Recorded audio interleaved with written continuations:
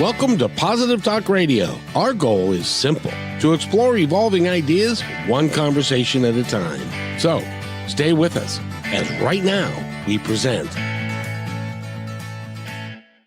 Have I got a show for you today? We are talking with a budding superstar author, and her book was released just this last weekend, and it's doing extraordinarily well in Amazon and on many lists. And she's doing some great work. The name of the book is Keepers of the Light Code, and we're going to talk a great deal about that. But first, I want to introduce our guest for today, and her name is Rhiannon Heins. Rhiannon, how are you today, young lady? I'm so good, Kevin. Thank you so much. How are you going? Oh, I'm doing awesomely, thank you. I've been looking forward to talking to you all day long since the last time we talked. Yeah, me too. I've been so excited for this chat. So thanks so much for having me. Well, you are more than welcome, because you're going to be able to help a lot of people today, I think. Yeah. And it's really is cool that we're taking the time. And first of all, I got to tell everybody that it's 8:00 in the morning, Thursday morning. It's Wednesday here, but down under, which is where she is. She's down under. I can't do an Australian accent very well. It was a nice try. Yeah, it's 8:00, but it's late in the morning for me because my 1-year-old wakes up at 5, and yeah, so it's 8:00, but I'm well and truly in the day. Whether you want to or not, you're always up at 5. Yeah. Well, that's good. Does your 1-year-old sleep through the night yet? She does. So I'll let her off with the 5 a.m. wake up. Yeah. Oh, that's cool. I'm glad you don't have to get up like every 2 hours and then get up at 5:00 in the morning. That would suck. No, she's pretty cool. She's pretty cool. Very cool. And you had her, actually. You were pregnant with her, and you had a toddler, and that was about the time that you decided you were going to write the Keepers of the Light Codes. And Yeah. so that was really cool. That and you were grounded at the same time, but you were also well, I guess we should go back in the midst of time a little bit and talk to you in regards to what you've been doing and who you are and where you came from, and you've been, for lack of a better term, is it okay to call you kind of a mystic? Yeah, for sure. Yeah. You've been a mystic for most of your life.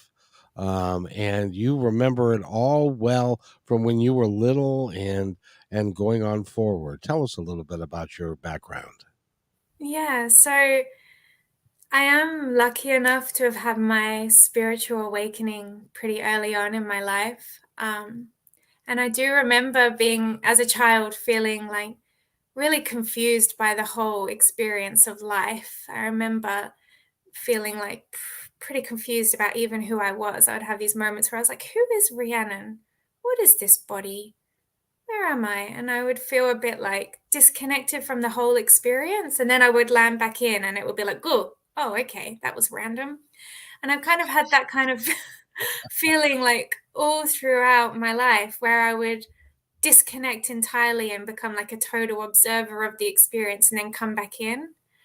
And yeah, so that's been something that's carried through my entire life. And then I did forget, like when I was like 18, obviously I went on my little journey of losing myself so that I could remember. So I got really into partying and started to tick all the boxes. I settled down really young, had like a serious relationship, got engaged, bought a house, had a mortgage, got a serious job. And this was all by the age of like 22. So there was like maybe a 4-year period where I went deep into societal programming within my life, and I started to feel like I was deeply, deeply suffering, like I was a prisoner within my own life. And when I was 22, I remember feeling like I was literally living in a cage. And I just started to ask for help.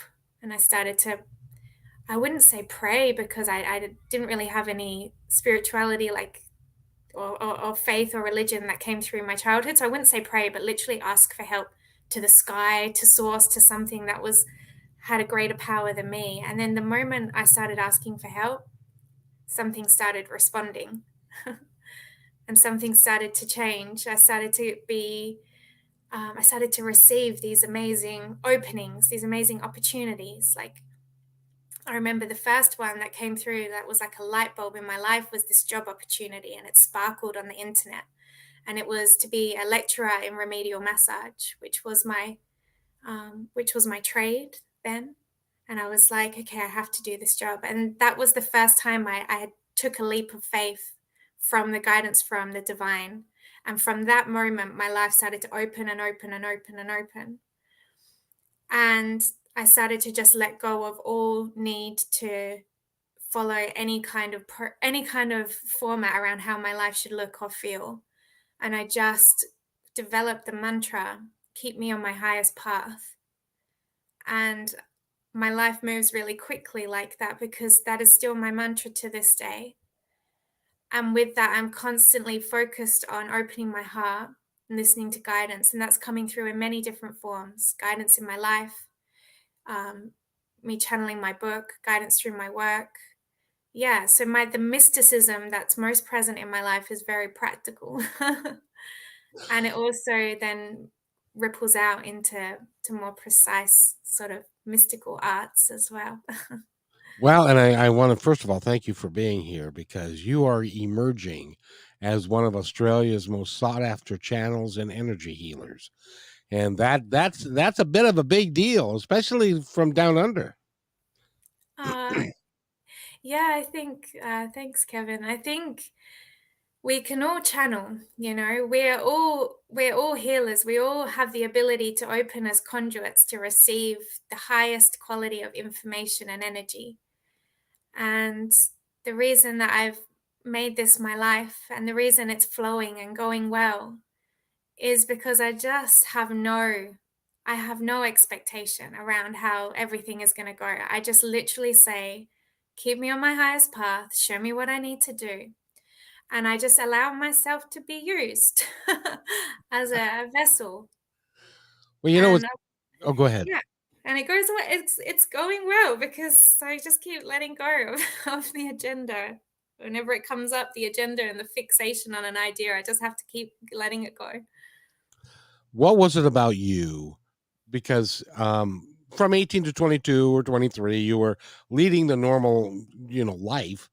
And but what was it about you that when you began to set yourself aside and begin to accept what was coming from the other side, why didn't you think that you were nuts? Why did you accept it? And was it unusual for you, or was it just like stepping back into your power? Yeah, at the time it was unusual for me, and I had so much fear around letting people down. I didn't want to disappoint, even though my family's super open-minded. I felt like if I broke away from doing a good job, letting go of a good job, letting go of this nice house, letting go of this nice man, I thought I would disappoint people.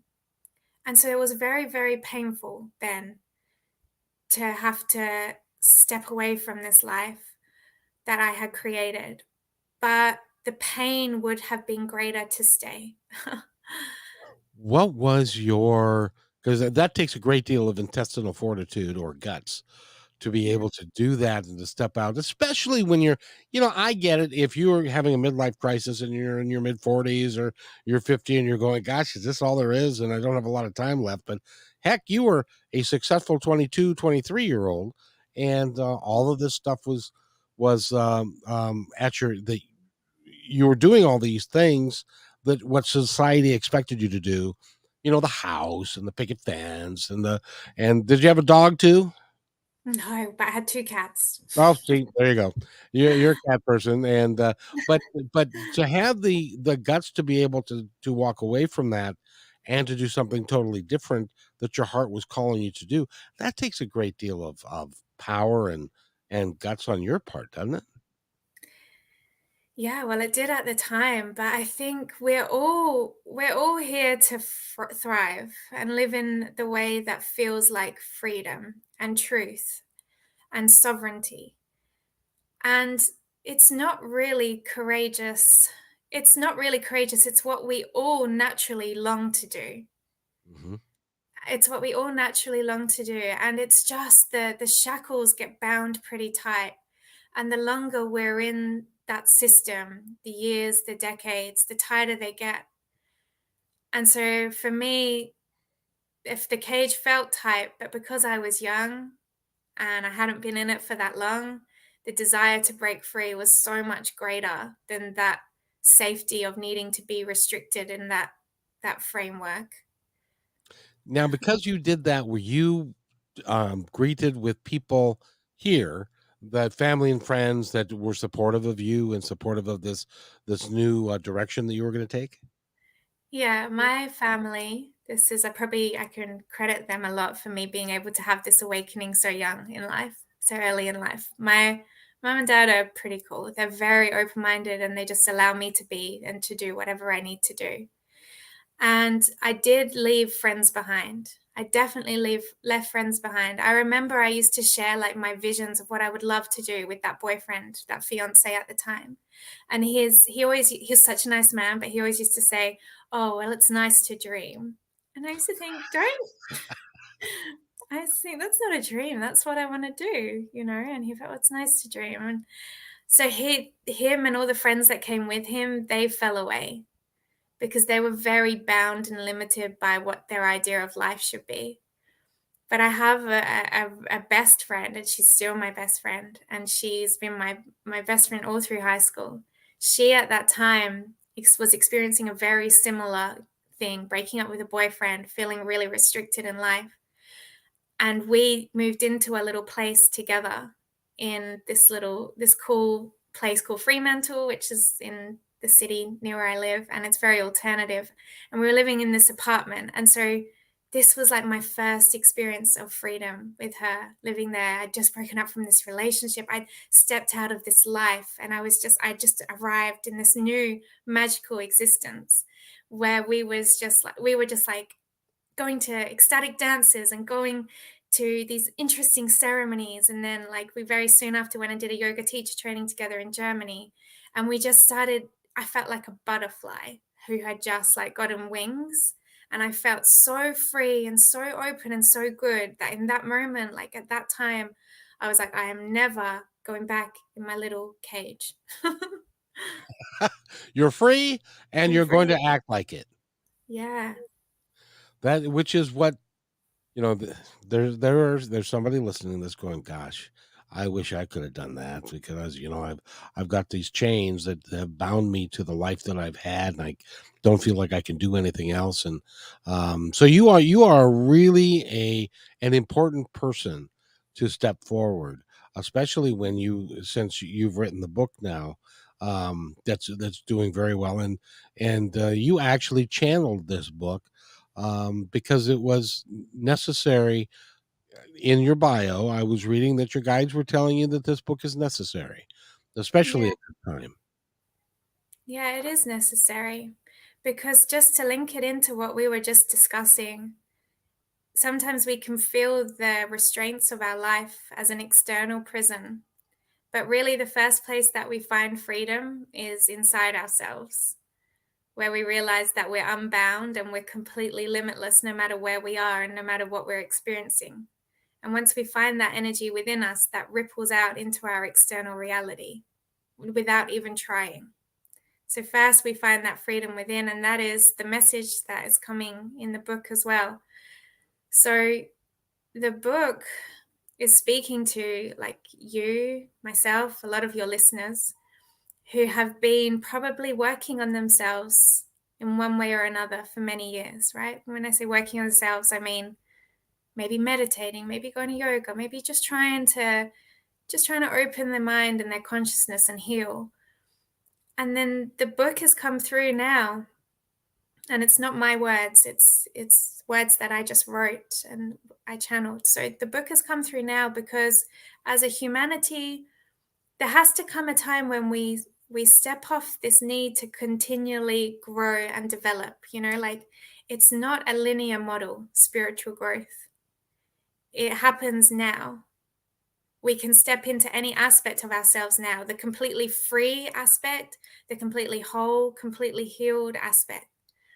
So the book is coming now to tell us it's time to step off the path where there's a need to get better and to be it now and let go of any notion that we're not whole, complete, and done. So there's within the book, there's 9 lessons and there's 28 initiations. So each one is a little snippet that kind of peels back or unravels any resistance that we have to that, any resistance that we have to the notion that we are absolutely perfect, free, complete, and healed right now. You do realize that you're going to put a kink into the entire self-improvement industry, Nice. because, because every not every, but a lot of the folks that are out there that are part of the new thought movement and stuff, it's like, well, you need to do this and we need to go there and you have to be free. But from what you're telling me, from what they told you, that we are perfect as we are and there's nothing that we need to do. Yeah, so sometimes I'm sure you can relate to this, Kevin, because this is definitely something I've experienced, probably your listeners. Do you ever read a book and it's like, this book is the ticket to feeling so amazing, or this is the ticket to your enlightenment, and there's a whole heap of things that you have to do. You have to wake up at 4 a.m., you have to meditate for 3 hours. It's like, okay, I'm going to do this, right? And you write it all down, all these things that you're going to do. Or I'm going to do this detox. I'm going to be this perfect. And then you get to day 3 and you just completely can't manage it. You let it all go. And then you're like, oh, you feel so terrible about yourself. And you're just like, why am I such a failure? It's like, how is that actually helping anyone? So if you are waking up and you come into your heart, you breathe into your heart, and you learn how to do that as the only thing basically that you need to do. Just connect to your heart. What do I need today? I need to wake up at 4 a.m. and meditate. Great. Then do that. Or you breathe into your heart. What do I need today? I need to rest. I need to just let the routine go. And then you do that. And what do I need today? I need to step up. I need to do something that makes me uncomfortable, even though that makes me really scared. I need to do that. What the heart says is going to naturally carve out a beautiful life that is completely in alignment with what you need. And it's not that you won't do anything. There's just nothing that you need to have attachment to doing. You will find out what you need to do. You will step up. You will move through your greatest fears, your greatest obstacles, all from listening to the heart on any given day. Not because someone else told you needed to perform in X, Y, and Z. And it looks a bit spiritual. It looks like it should be healing. So you think it's going to be for your highest good. But it's not if your heart doesn't say yes. And it basically, what you're saying to me is it's everything that we need is already there and it's already inside of us. Yeah, it's already there. And don't get me wrong, the journey through perhaps through linear time that many of us have been on has been necessary to get to this point, Is that a young one? That was me dropping my pen lid. I'm so sorry. Oh, okay. No, you're good. I didn't even realize I was fiddling with a pen lid. Like the journey to get to this point, many of us has needed to be through linear time, perhaps. Not necessarily, but perhaps. Perhaps we've needed to suffer for a certain number of years. We've needed to meet someone who expanded our mind. We needed to go on this yoga or meditation or personal development journey to be who we are. But now we're here. And it's 2022 and things are changing. The world is changing. The frequency of this planet, the frequency of our existence is changing, and things are no longer linear. And we need to change our perspective of how we upgrade. Not through something that exists through linear time, but through our ability to step beyond linear time and feel the true nature of who we are in our perfection. That is what you just said right there is a big chore for a lot of people to feel their own perfection, because a lot of us have been brought up with the stories of you're too short, you're too fat, you're too tall, you're too whatever it is that you are or not, and you're feeling like you're less than because of Johnny who makes more money or Kathy who's prettier or whatever it is, rather than you are a perfect human being, you're a perfect being, I would say, of light, and whatever you choose to be, whatever how you choose to bring that forth is what's perfect for you if you allow it. Is that kind of what you're talking about? Exactly, Kevin. So beautiful, so beautifully put. And it's so easy for us to witness the perfection in other aspects of divine creation. So you look outside and you see like this butterfly flying, you see the flowers blossoming, you see the perfect rhythm of the sun, the tides, the trees, and you see babies and children playing, you see the elderly and how vulnerable and sweet they are. And then it's like, why do we lose that for ourselves? That is how perfect we are. Each and every one of us, that is our perfection. And it's like you would never project imperfection on something like a butterfly or something like a kitten or something like a baby. We're all aspects of creation. We're all manifested, incarnated beings that are just aspects of the divine creator. How could anything about us be imperfect? And when we get back to the truth of who we are in our own natural rhythms, we start to express life as that. When we see ourselves as that perfect, our life starts to change around us to mirror that perfection. But if you see yourself as imperfect or flawed, your reality is just a perfect mirror of your own perception of self. So your life is going to seem flawed.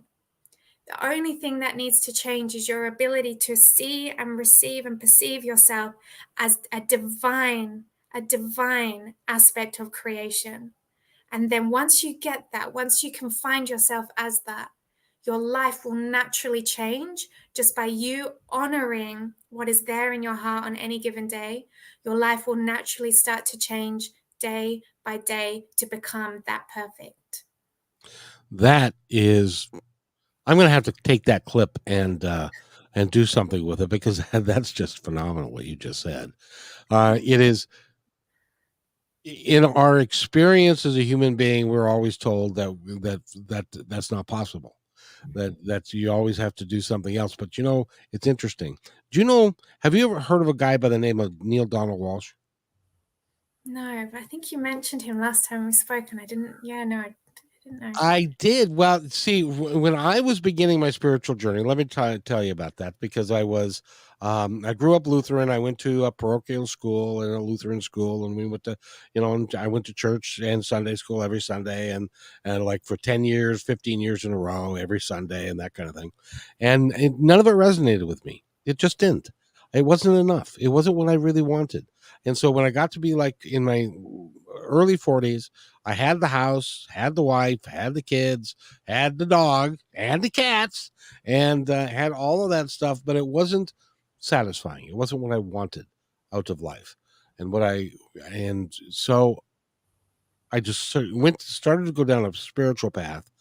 And the two books that have meant so much to me, one was called Journey of Souls by Dr. Michael Newton, and it's about life after death and life between lives and what we do over there, and it's all deeply done through deep hypnosis through thousands of subjects that he worked with. And so that book meant a lot to me, because it verified the fact that we are divine, and we are part of God, and we are all one. And that's where then I started reading Conversations with God, and he is saying the same thing. This book was written in 1999, and he's saying, or 97 or something, and it says the same exact thing that you're saying. Mm, It's remarkable, and that there's nothing that you have to do, that you are divine as you are, and you need to accept yourself. Well, you don't need to do anything, but you can mm, accept yourself as being divine, and that's what you mm. believe. I do, and it's the other thing that causes us so much kind of suffering as human beings is we have this longing to serve, right? We come here with this need to help others. And there's such discomfort in that when we don't know what to do. Like, so many people don't like their job and it's a cause of so much suffering. They think, what, how would I love to serve? And then they put their purpose like right up on a pedestal. And then because they're not doing that, there's this feeling of not being good enough, this feeling of struggle, right? Right.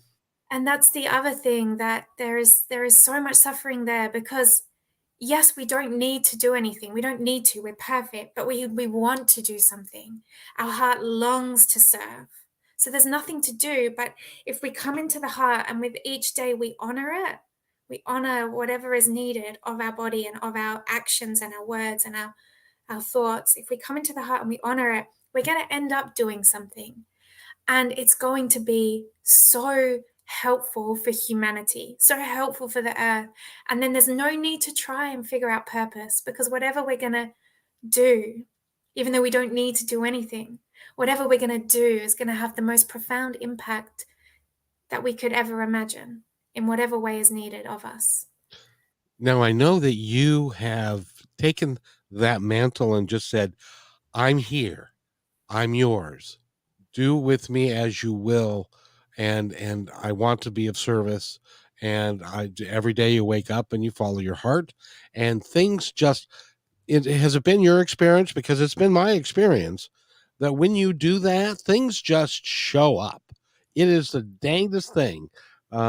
You open your heart that way, and somebody comes to you and says, "I'd love you for you to do this," or another door opens, or something else closes that you wanted to close and you didn't have to close it. It went all by its. So it becomes a really it really becomes a mystical experience. And then you get to the point where you, at least I did, where I said, gee, that's a surprise. Because, but it wasn't, because that's what I wanted to have happen. And it just magically lined up without me having to do a thing. Is that part of what the Keepers of the Light Codes is all about? Yeah, exactly. When you follow your heart and you trust and you give yourself over, you step into a miracle paradigm, and it gets crazy. The synchronicities, it gets laughable, and you realize that everything we've seen in these fantasy movies, it's not sci-fi. We are living in a magical reality.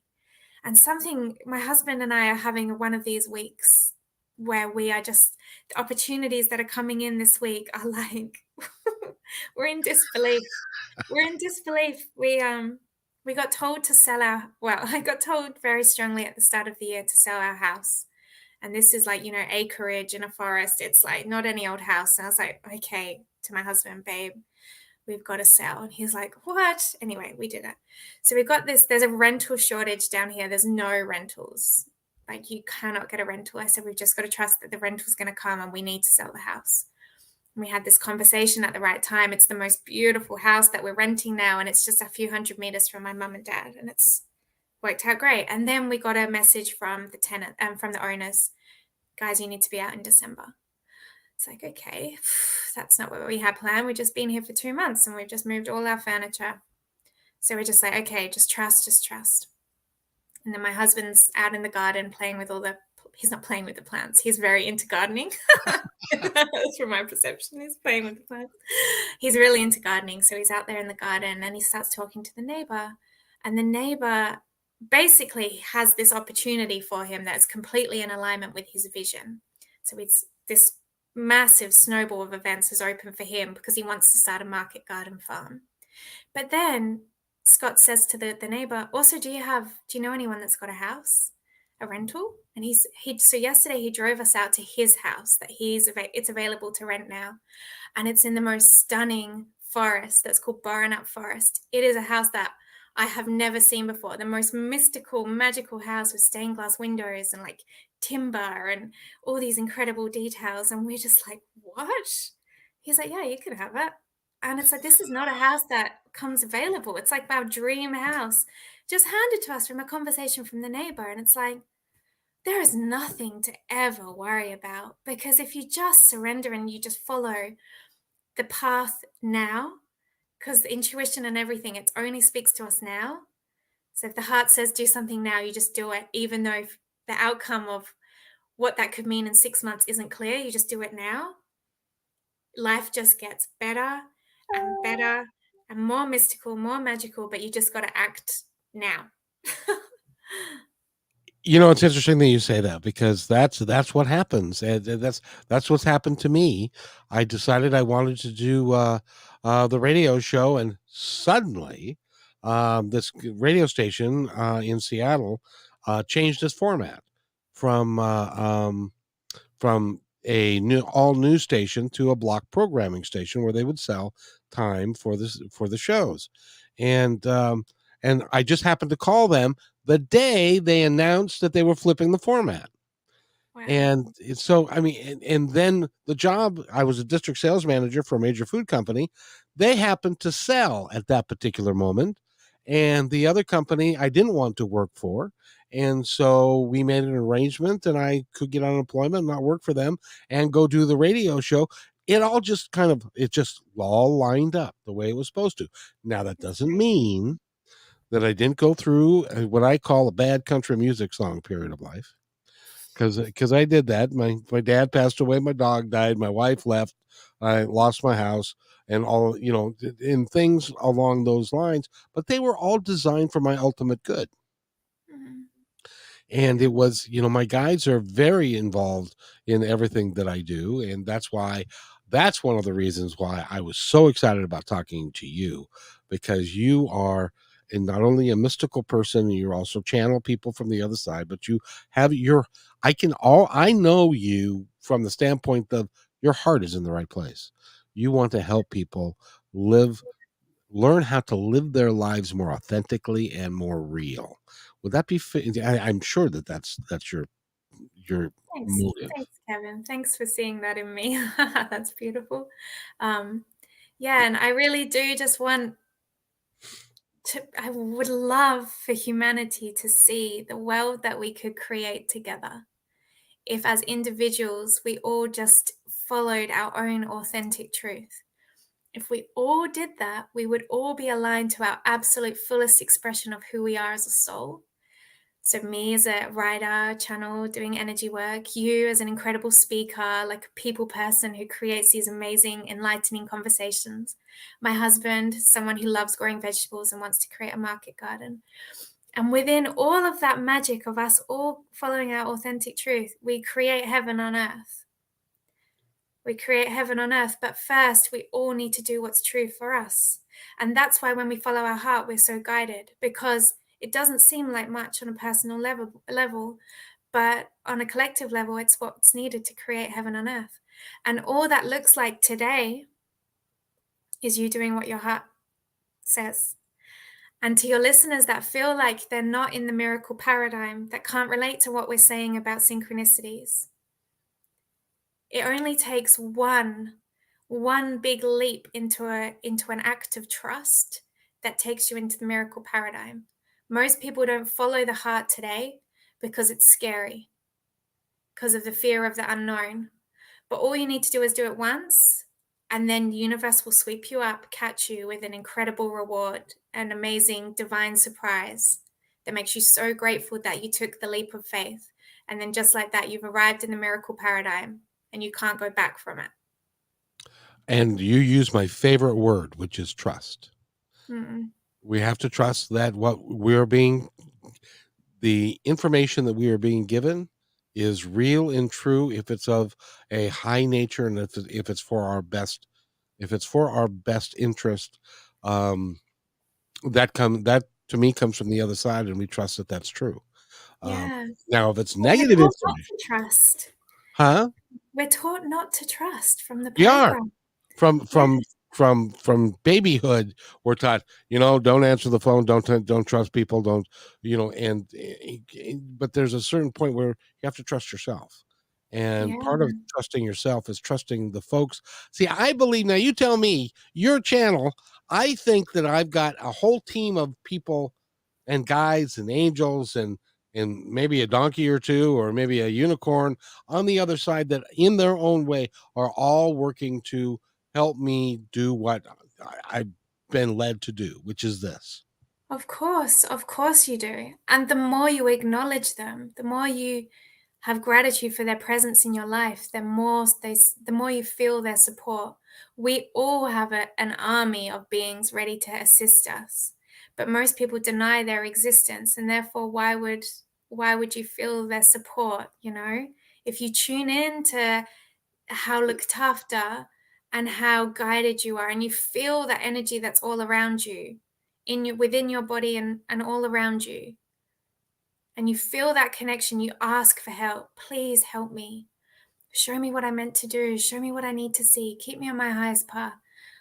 Ask, pray from your heart, and make it about how you can step into service, how you can live your fullest expression of your life. And feel that energy move through you and support. You have it, Kevin, but we all have it.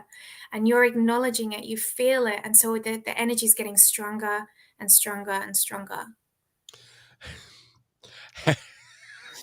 Have you ever said something like that, like what I just said and what you're saying now, and I can hear applause? From the It's like, guides, from everyone's guides saying, yay! I can hear people. It's like I feel like I can hear the applause on the other side saying, "Yeah, we're not there yet, but we're getting closer," or whatever it Yeah. is. Whenever I say something like that, just my head goes all tingly, like they're all patting me on the back, like, good job, Rhiannon.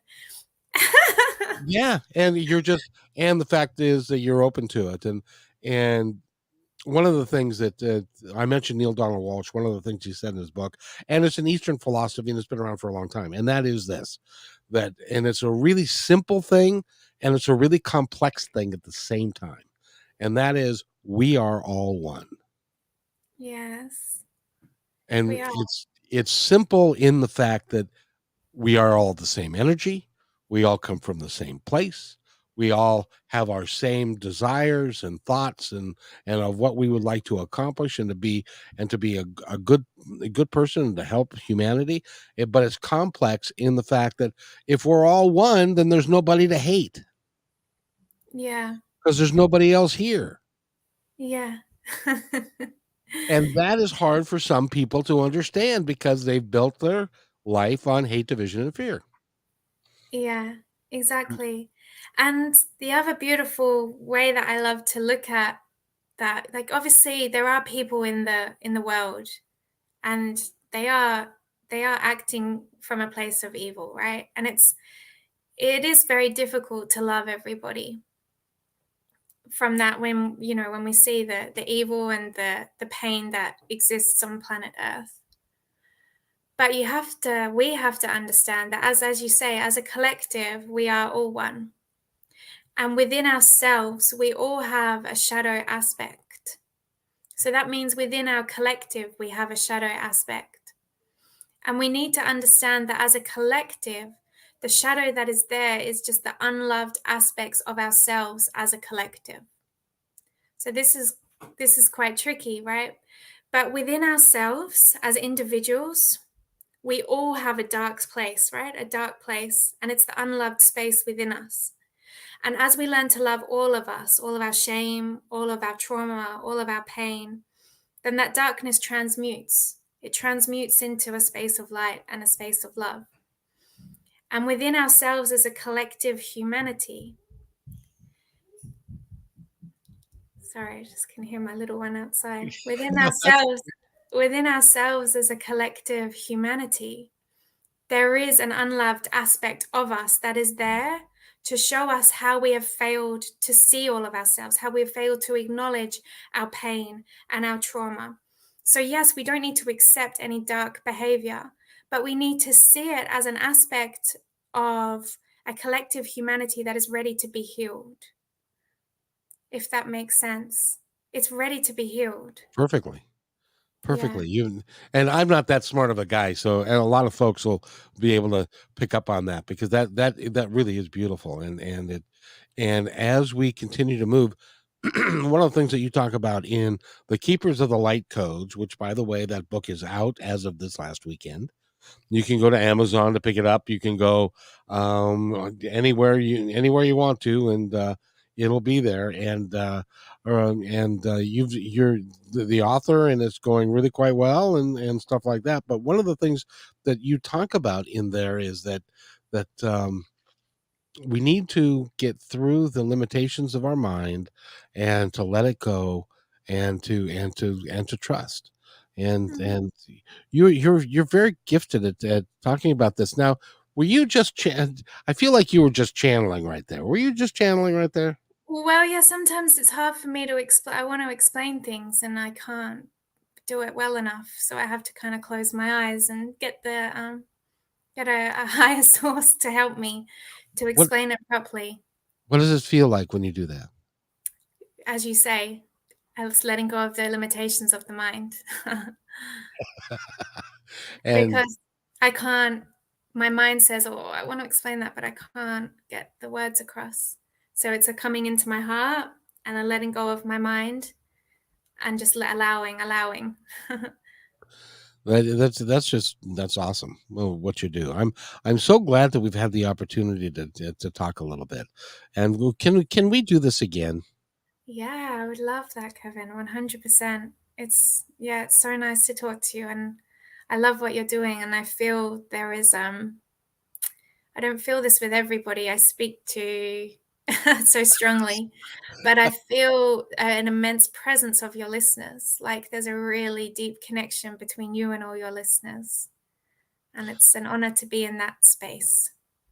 Well, and there are going to be listeners now and listeners in the future. This particular podcast is going to be up for like ever, and because the work that you're doing, quite literally, is raising the vibration of the entire planet, and Um, it has to be done. And if we're going to get to where, if we're, if we say we want to go to, I'll pick something in the United States.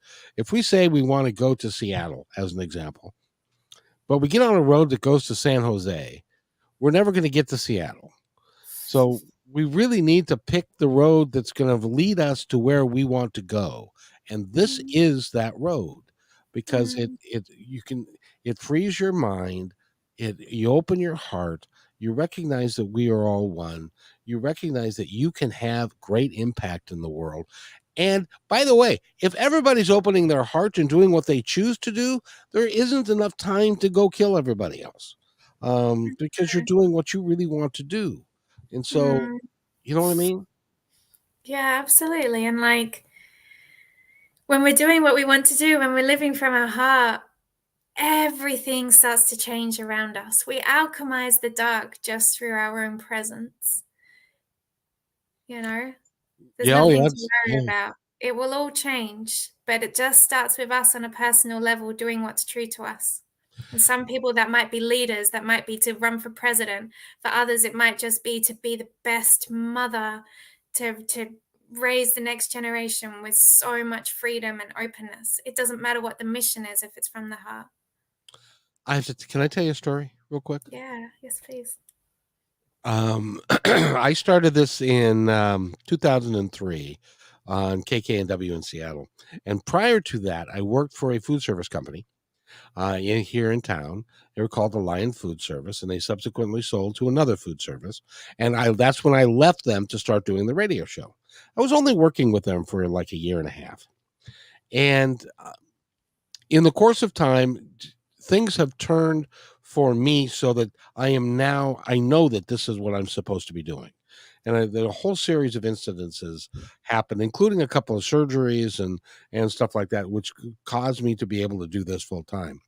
So one of the concerns is, because I'm spending my own money to put this together. First of all, my mother passed away and left me a little bit of money so that I could do this, as well as handle. So surprise, surprise. And then this last May, I just turned 65, and this last May, I get a letter. I had no idea, and I've been saying, and I've been saying this for 20 years. I Show me a way to that I can have some money, that I can do what I need to do here so that I can give back to the world in the way that I want to do it, without constriction, without worrying about paying it back, without any of that stuff. So I get this letter in May, and it says, this is U.S. Food Service, and this is their pension division, and you have a pension that is going to come due in September. My birthday is September 11th, and they said, we want to make sure you have the right address and all that kind of stuff. So I called them up and I said, you have my right address because I got everything and so forth. Can you tell me this pension that you're talking about? What is it? And he says, well, it's a pension from when you worked at the food service company. And I said, well, I didn't work for them very long, so I figured it couldn't be very much money. It couldn't be hardly anything at all. And so about 3 weeks ago, I had to get a packet in the mail, and the packet is like a quarter-inch thick, and it's got a bunch of papers I'm supposed to sign. And at the very end of it, it told me how much money there was in that account that I was going to get free and clear, and it was well into 5 figures. And it was like a gift from absolute heaven, because I had no earthly idea that didn't even enter my consciousness that was even possible, and yet it happened. Yeah. It's crazy, isn't it? We're having the same thing happen to us as well. Like my husband used to have a really, really well-paid job working in an underground mine here in Western Australia. So that's a very common job here. Is like people they go to fly to the mine for 1 week, come home for 1 week. So we didn't like it. He didn't like being away from us. He was working underground. He hated destroying Mother Earth, but the money was so good. So he used to call it like the golden handcuffs. Because Yes. the money's so good, but he just was a prisoner, right? And we just decided no more, that we would just surrender and just let go of everything. That's why we sold the house, and we're just like, we're just gonna just trust. And this is the most money we've ever had in our life, and it doesn't make sense. I don't know why, but we think about it and we're like, what? This doesn't make sense. And yet here we are. And it's Doesn't just, have to, yeah. because they're going to, and because of you've been doing this a while, and they trust you as well as you trust them, and they gave you the book, and the book, because you are a great emissary for this book and to get this message out. Oh, thank you, Kevin. And that it really is remarkable. So it's the name of the book is The Keepers of the Light. Rhiannon Heinz is her name. And do you have a website that we can reference? Um, yeah, I do, but I'm trying. I had a massive issue with my domain, but it's all good. It's Rhiannon Heinz. It's a Rhiannon. I'm a bit scared saying it because it's like, hopefully it doesn't all blow up, but it's rhiannonheinz.com. And the other really easy way to reach me and all of my offerings is via Instagram, which is just like Rhiannon Heinz with an underscore, and you can see everything that I'm doing there as well. It is remarkable to be able to talk to you. Just Um, you are so real and so honest, and doing what you do. Can we talk a minute about your healing work and how you help people? yes, please. Yeah, definitely. What exactly do you do? And do you do one-on-ones? Do you do that on Zoom? How does that all work?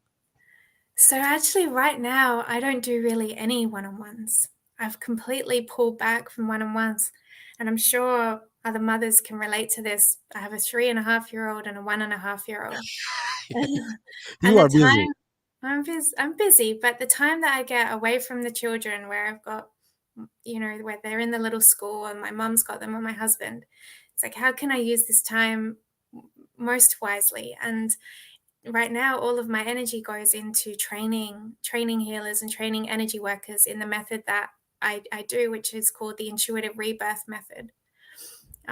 So I do online trainings now in this energy work method, and I have a retreat in Bali as well, which is in March. But this way of doing energy work, why it's come through, and why I teach it, is because I've seen that the collective, like humanity en masse, is so ready to be taken a little bit deeper. Like for the last, say, 10 or 15 years, there's been a boom of like Reiki practitioners, a boom of yoga teachers, and it's so amazing. It's really allowed people to dabble in these mystical realms. And now people who did the Reiki like a couple of years ago, now it's like I feel that there's more I need to look at. I feel that there's some healing, like deep healing that's ready to come up, and they don't know where to go. And there's also a collective of healers that are like, okay, I feel like I want to sing. I feel like I want to get a drum. I feel like I want to take people deeper into their energy, into their pain, and they don't know how to get there. So it's like this style of energy work is the ticket, the ticket to go a little deeper. And it's very exciting to me. This is where most of my energy goes in my work, is this.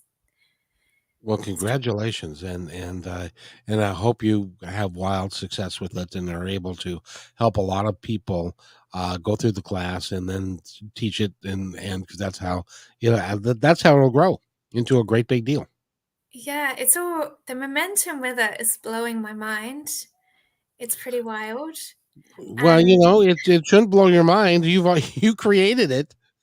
Well, it still blows my mind. The magical aspect of me is not surprised. The human part of me that's still blown away every day by this existence is like, what? Yeah, It's and it's the coolest thing. It's the coolest thing, and yeah, it's great fun for you, and life is it, the divine has provided you, and but also to be fair, the divine has provided you with the opportunity, but you have taken the opportunity. You that's didn't the turn your back thing. on it, right? That's the thing, isn't it? Like the doorways get swung open, but we have to walk through. You do, and because you're willing to walk through, you will be handsomely rewarded for that. Just like you, Kevin. It's like it's so fun, isn't it? It really is. Now I have to ask you because my guides are always telling me, like, yeah, shut up, don't worry about it, don't worry about it, we got it. Yeah, that's my number one message that comes through. It to you. Yeah. Like, well, what about this? When is this going to happen? Is it? Yeah, it's just like, just trust me and let go. It's like, oh. So I know your guides are up there talking to my guides, and they're kind of conspiring while we're having this conversation. And could you just kind of ask them, am I doing the right thing? Am I on the right path? And is it going to be successful? And am I going to be able to do this to help more people long term? So this is what I always do now. It's my number one job isn't to channel for others. It's to open the channel that you already are, Kevin. Well, they tell me, I believe that they know that my heart is good, and that this isn't about me, and I want to make this a really big deal, because I can bring people like you to people who would not otherwise have the opportunity to meet you. There is a lot of energy in your podcast. There is so much energy here and all around you, coming through your microphone, coming through everything. You are so looked after with this that of course it will be a success. And the only thing that often prevents us from experiencing that success is our attachment to the idea of what success is. Exactly. And I have to I'm trying really hard to let that go, because like, to me, this conversation that we've been having for 53 minutes and 25 seconds is the culmination of everything that I want to be able to do. Because you are so gifted at what you do, and you are a remarkable light in the world, and we need more. We need more people like you, and I support you and everything you do 100%. And that's why I want to have you on. I don't know how we're going to do this. KK, well, actually, KK, since you're up at 5 a.m. anyway, on KKNW, the radio show that I do like Wednesdays at 4 o'clock in the afternoon, which would be 7 o'clock your time the following day. But I would love to have you on and introduce you to that audience as well. And we might be able to get a few people to buy a book. I would love that. Yeah, I would love that. But you're a remarkable human being, and I really appreciate having you here today. Oh, you make me want to cry. Yeah, oh, Kevin. I have that effect on women somehow, but it's I see that. but normally it's a whole different reason for crying. But Yeah, Yeah, no, I love that. Thank you for seeing that in me. And yeah, I see that in you too. I Thank got to you. tell you, I've been doing this and I've been around a lot of people for 20 years that are, some of them have been spiritual, some of them claim to be spiritual, some of them are want to be gurus, and they want to have a following and they want to be well known, yada yada yada, and all that stuff. I've gotten to the point in my life where I can tell when someone is pure of heart and pure of motive, and you are that. Um, You make me cry. I'm actually crying now. oh, stop it! That's meant to lift you up and to give you a compliment. And It is a compliment. No, I'm crying with honor. But yeah, like I'm just human, so I have my own, I have my own goals, I have my own agendas, I have my own desires for my family and for abundance and for comfort. And the cool thing is like the aspect of, I used to be really hard on that aspect of me. I used to want to be so pure, and I really set that intention that anytime I had any desire, I thought it was my ego and I would try and dissolve it. And now I realize that I'm here having a human experience. And as long as we're of pure intention, and that's the leading force, that is the leading thing, then our goals and our dreams and our needs can come along for the ride too. And they usually just get looked after. And I've learned that spirit, the divine, is so loving and accepting of our own little human desires as well. So now I know that I'm of pure intention, but also, and I feel the humanness in me as well that has these ideas alongside my my guidance and my channeled wisdom. it is amazing to me that there are some people that, this goes back thousands of years, where some people feel like they need to meditate 12 hours a day and be on their knees and not talk to anybody and all that kind of stuff. I have a wholly different viewpoint of it. I think that the reason that we are here is because this is our playground. We get to have a human experience as an energetic being, and they don't want us to just sit on the sidelines. They want us to enjoy life. This Of this is too course. beautiful out here. Of course, otherwise, why would we have incarnated in these flesh and blood bodies if it wasn't to experience pleasure, the pleasure of like being with your beloved, the pleasure of food, the pleasure of company, the pleasure of abundance, the pleasure of beautiful things. And I'm having a massive awakening in this just recently as well, as I'm going on a bit of a journey into like the forgotten, very recent history of our Earth realm and the opulence and the abundance that has been here on planet Earth very, very recently for us to all experience. And that is like having beautiful clothes and beautiful homes and lots of crystals and just abundance for everyone. And then it's like in the human, it's so natural for us as humans to desire abundance. And then in spirituality, there's often like a judgment on that, like a taint. And Right. now I'm starting to understand that this is our natural state of being, Yes. is our incarnated form to be so abundant and provided for. And now I'm just enjoying that natural desire as it comes through me from my heart, and also opens me into my purpose. And yeah, that's like a big message for a lot of us who have been like yoga teachers and meditation teachers who have been told to surrender, non-attachment. And non-attachment is so important, but then also so is like the joy of indulgence. That's why we're here. And Right. it's the experiences that we have. By the way, have you ever had pumpkin pie? It's not a thing in Australia. Have you ever had it though? No. Oh, okay. This is a perfect story, because this is how. Okay, there are three spirits that are on the other side.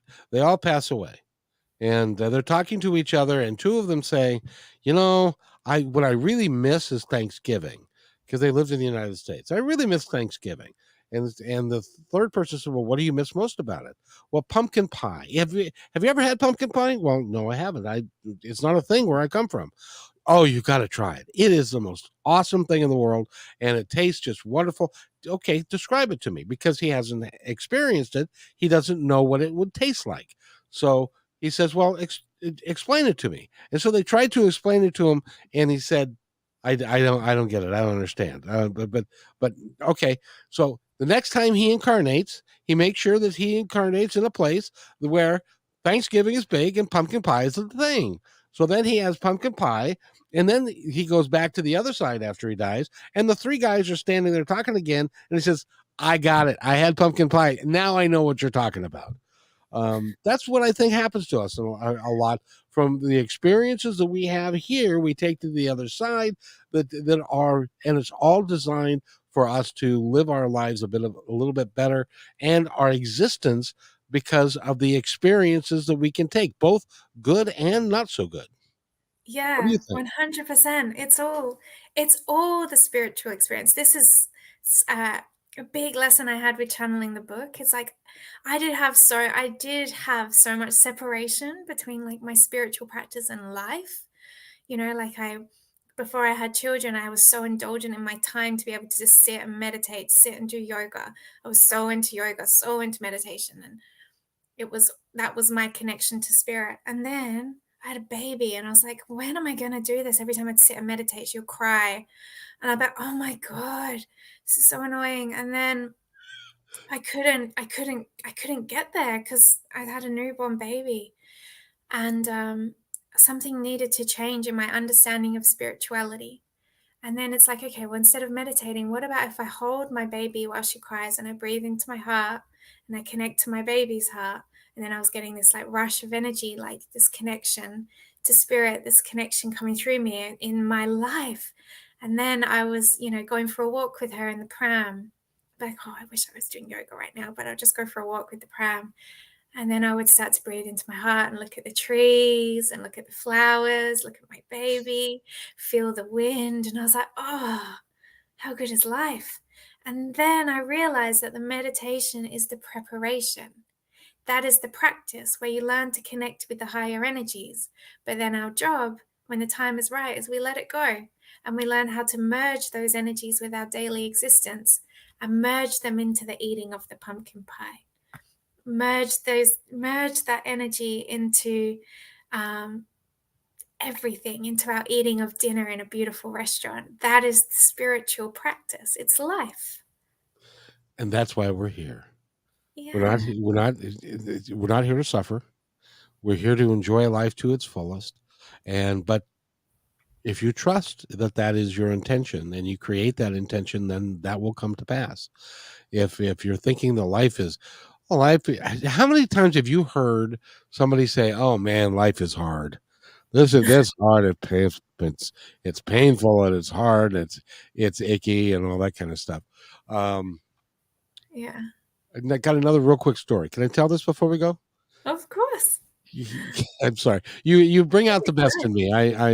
Um years ago, when I was doing the radio, I ran into a multi-level marketing company that I still use today. The products are fabulous. Now, this is a network marketing company, and so we decided that like six of us got together, and we were going to be mentored by this guy that was a expert in network marketing and could tell us everything, and we would all get rich and stuff. And so he's mentoring us, and we are all 201. We're all sitting there on the phone talking to them, going, "You want us to do that? That sounds really hard. You want us to walk up to a stranger? I don't know that I could do that. I don't know that." And so we were all like, "This is hard, and I can't do it, and it's not working," and stuff. Well, one of us made a quantum shift. She came in one day and said, Kirk, this is easy. I can do this. I don't even have to work at it. I just trust, and it's going to be fine, and it works." The five of us it was still really hard, we have since dropped out of the company. She is now a millionaire in that company because she changed her mindset, and it was all internal, and it came from her heart. It's going to be easy. I can do this. And that's what they want. That's, I think, what the universe wants from us, is that it's Yeah. easy. We can do this. Yeah. And if it excites us to the core, but it scares us, that's when you got to step up. Yeah. Like you walked away from that. Maybe it didn't excite you to the core. Maybe it wasn't the best use of your energy. But for her, she was motivated by that experience, and she had an upgrade, like as you say, a quantum shift. The first podcast I ever spoke on, I just about half an hour before wanted to die. I was like, I know nothing. And then I started like getting out all these like things that I've read, and I started studying my own work. I was like, I don't know anything. I've got nothing to share. And then I was so in fear, but I had been so excited to speak on this podcast. But I had so much fear. But something was like, just let it go, Rhiannon. Don't be so stupid. Just let it all go. Come into your heart. They will only ask the questions you know how to answer. And I was like, okay, I just got to sit there and just wait. And I just let it go. And then after that podcast, I was like, that was easy. See? It was so fun. And then boom, podcast fear dissolved. Now it's my favorite thing to do. And I remember it happened the first yoga class I taught. I wanted to die. Everyone was looking at me. I was like, left foot forward, right foot, left. Oh, I got myself in such a pickle, but then I'd done it and I was so excited. And that's the thing, when it's in alignment and it's going to initiate us into that highest version of ourselves, it's going to be scary. We're going to have to walk through our fears to get there. But then when we do, the reward is so sweet. Oh, yeah. So now, have you done a lot of podcasts now? Just in the lead up to this book, I did a few in the past, like just dribs and drabs. But in the lead up to this book, I've been very busy with them. So there's been no time for any fear or any little me talk. Well, so well, how do I stack up with the other podcast guys and stuff? Oh, 10 out of 10. No, I love this is the first live podcast I've ever done. I was a little bit scared about that, actually. I was like, oh, what if I say something I shouldn't? But I've actually forgotten that it's live. Yep, you can't say anything that isn't allowed. No, I love this chat. I love this chat. I've only had 2 podcast conversations with men, and it's really different. You being the second, it's really beautiful and different because men are much better like listeners. Women, we just get excited and we like talk over each other. That's been my experience. That's why your podcast is so popular and successful, Kevin, and why women love listening to you, because you're a space holder.